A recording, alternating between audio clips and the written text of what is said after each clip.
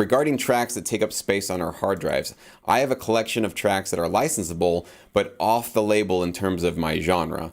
They are in all different styles and they can't be presented on one album, on one particular album.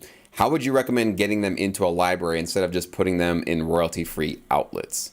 I'm actually going to let you guys take a stab at that first if you want to. Either one of you guys have some thoughts on that? Yeah, I'll do.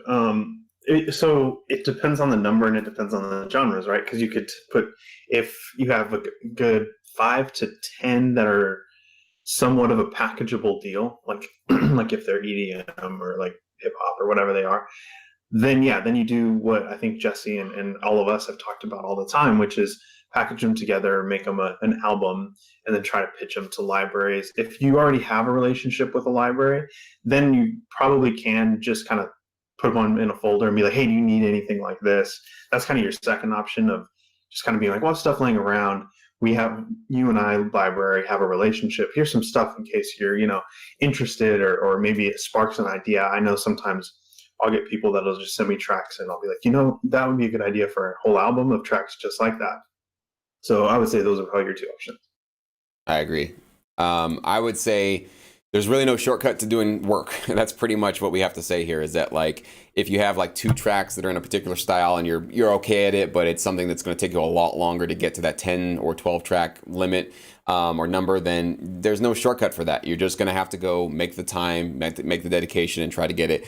I would, of course, caution anybody, just because you have, let's say, 50 tracks laying on a hard drive, they're in all different genres and different styles. Just because they're sitting there on a hard drive doesn't mean that you should necessarily be foregoing your primary purpose and your primary focus, which might be whatever that genre is for you. Or if you, especially if you're working with a library and they keep asking you, hey, just keep giving us new tracks, Peter.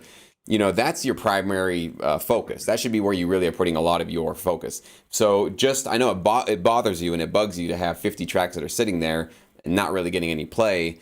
However, it doesn't make a lot of sense to sort of push away from what's actually working for you, which is probably your primary genre and whatever library you're working with, to go work on some sort of a secondary project of trying to bring these back up to par or getting them into a library at some point.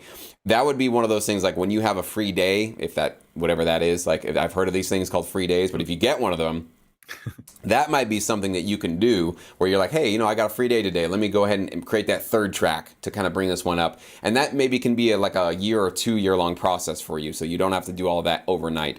So I would just focus on what's important right now, which is probably your primary genre and your library. And then maybe start working on those things in the background. That would be something I would definitely recommend. I don't know, Mike, if you had anything else to add to that one.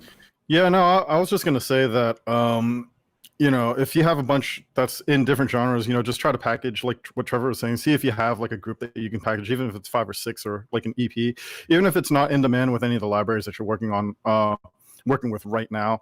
At least kind of have them in the background. So it's kind of a combination of what they both were saying. So, of course, service what is needed now first, and then and then later on, if you have like some free time or whatever it is to finish up, you always first off make sure that those tracks are actually finished. And then, from there, maybe, you might only need like 2 or 3 more tracks, for each batch, let's say, to finish out albums. And, another important thing too is, with most genres, there isn't like really so much of a crazy urgency all the time. Like, when things are needed right away, that's kind of rare, when an album is kind of needed right away.